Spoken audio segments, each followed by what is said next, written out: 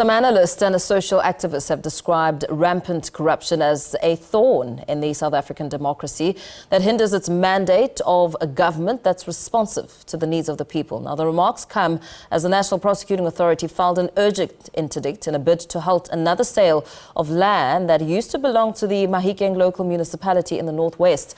The land was allegedly fraudulently sold more than 16 years ago and is linked to the Hawks investigation into corruption. The initial sale also included a portion of land where the Provincial Human Settlements Department invested 54 million rand for the abandoned Marang estates.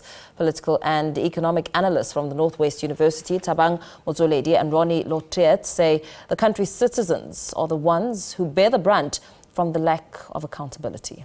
The Municipal Finance Management Act allows municipalities to sell their land if it doesn't need it to render services. But some residents of Mahikeng say that the land sold by the municipality was earmarked for development like housing, shopping complex and students' accommodation that would have positively affected the city's economy like job creation and provided affordable housing close to places of employment. One of them is a social activist who criticized the Mahikeng Local Municipality for disregarding the residents. It is sad to see our people being robbed of their land and infrastructure. Buildings are being sold left, right and center.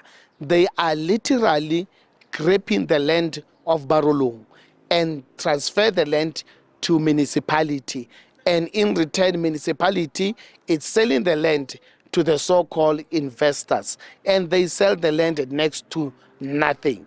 He also warned that the continuing disregard and the violation of people's rights will force the hand of the people to act, citing the current government of national unity as a sign of people's dissatisfaction. I have nothing to say to ANC government. I am tired.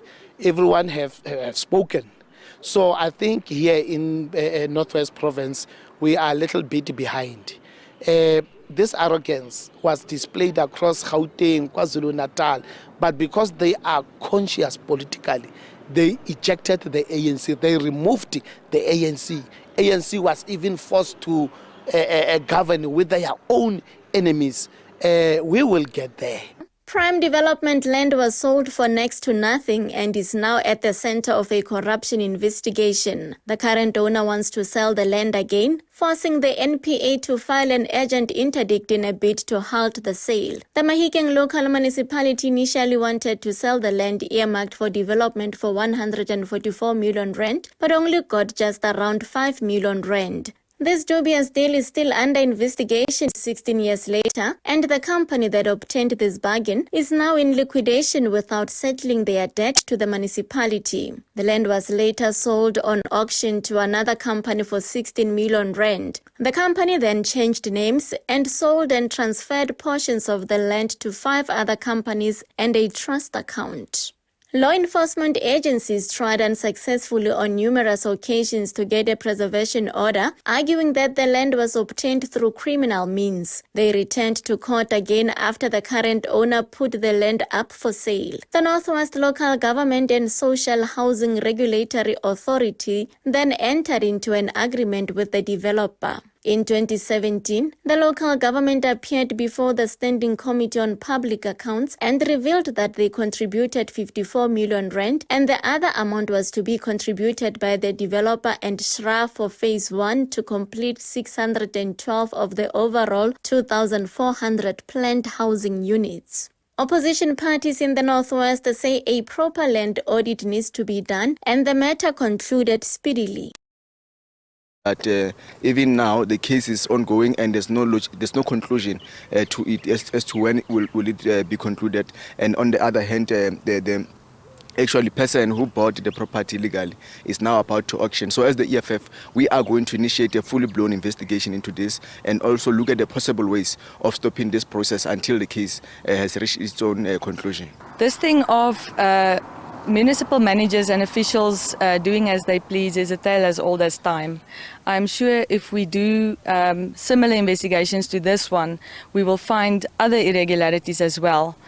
This particular situation let's believe that the NPA will be able to stop the auction so that the investigations can be concluded and so that justice will prevail. This is clear dereliction of duty and is unacceptable.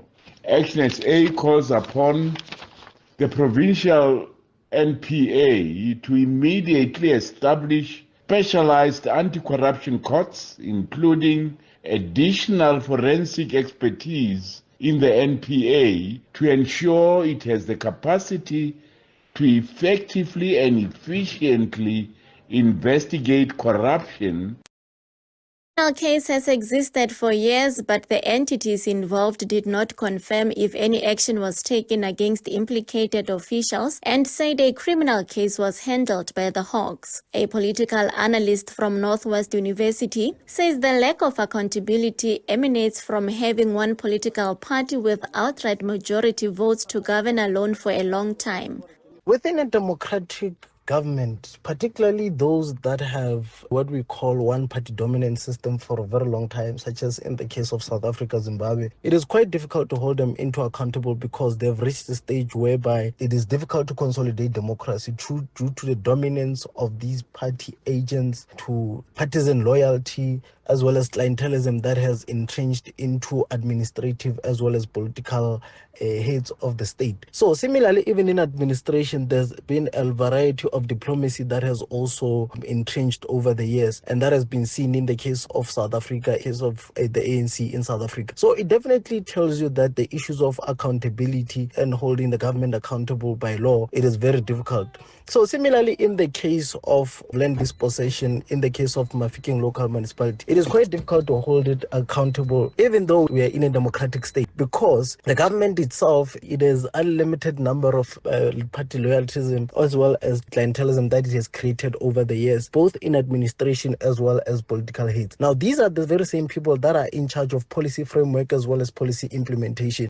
An economist from Northwest University Business School believes state capture and corruption in the country played a major role in democracy obstruction that led to the country's highest inequality distribution. Incidents such as this can erode trust in government. Some of these challenges include, we all know about the state corruption is rife. It's a significant concern and business issues, certainly involving high-level government officials and politicians. Last year, there was a voice and somebody reminded us that South Africa is seemingly a country without consequences, and we can never tolerate that. The second issue is inequality. We are one of the most unequal societies in the world. That is difficult to balance stabilization with that. If we look at the Gini coefficient, there's a lot of pockets of poverty. There's disparities in wealth, education, access to healthcare, employment, very, very, very a big concern, high levels, and we know it's about young people. And this can erode trust in government and the democratic institutions. The then municipal manager of the Mahikeng Local Municipality and 6 others have since appeared in court on charges of fraud, corruption, theft, contravention of the Municipal Finance Management Act and the Public Finance Management Act. Meanwhile, the Hawks say investigations have been concluded and the 7 accused will appear in court on the 18 and 19 August this year. While the auctioneer has been served a court order not to proceed with the auction that was set for the 28 and 29 of August. Tabang Murutwa, SABC News, Mahikeng.